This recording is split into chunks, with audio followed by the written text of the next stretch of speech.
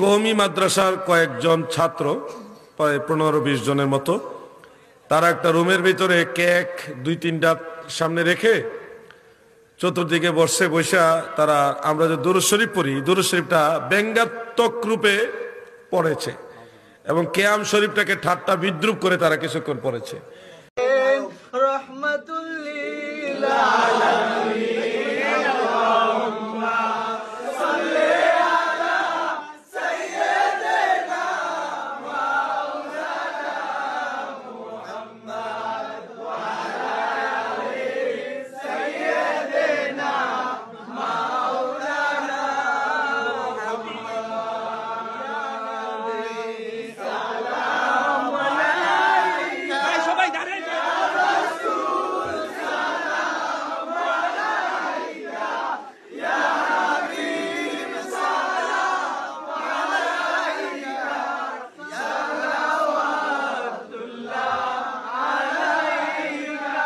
শরীফকে ব্যঙ্গ যারা করে তিরস্কার করে বিদ্রুপ করে তারা তো এমনি কাফের হয়ে যায়,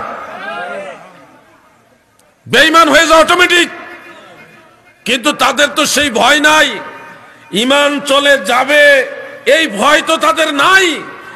যারা মসজিদের ভিতরে আগুন জ্বালাইতে পারে, কোরআন আগুন দিয়ে পুরাইতে পারে, যারা মসজিদের ভিতরে আকাম কুকাম করতে পারে, মাদ্রাসার ছাত্ররা যাদের কাছে নিরাপদ না, যারা গরু চুরি ছাগল চুরি মুরগি চুরি পর্যন্ত করে, এরার কাছে নবীর দুরূদ শরীফ তো এরকম ব্যঙ্গ বিদ্রুপের জিনিস হবেই।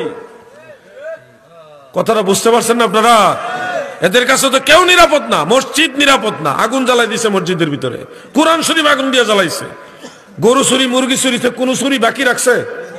এরা তো নবীর দুরূদ শরীফকে ব্যঙ্গ করবে। তাদের ঈমান থাকলে না ঈমান যাওয়ার ভয় থাকতো, তো ঈমানই নাই।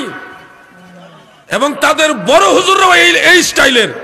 এজন্য আমরা বলি কোন ওয়াহাবি আল্লাহর হাবিবের প্রেমিক হতে পারে না। নবী প্রেমিক হয় তারা যারা সুন্নি মুসলমান। আরে গুনাহগার হইল সুন্নিরাই নবীর কথায় চোখের পানি ফেলে কান্দে।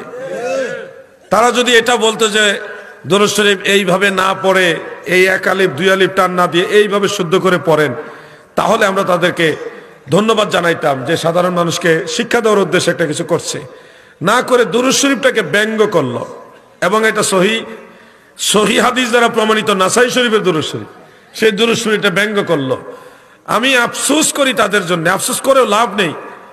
এরা নবীর দুরূদ শরীফকে ব্যঙ্গ করে, এদের কাছে আর কোনো কিছুই আমার কাছে মনে হয় ধর্ম তাদের কাছে নিরাপদ না।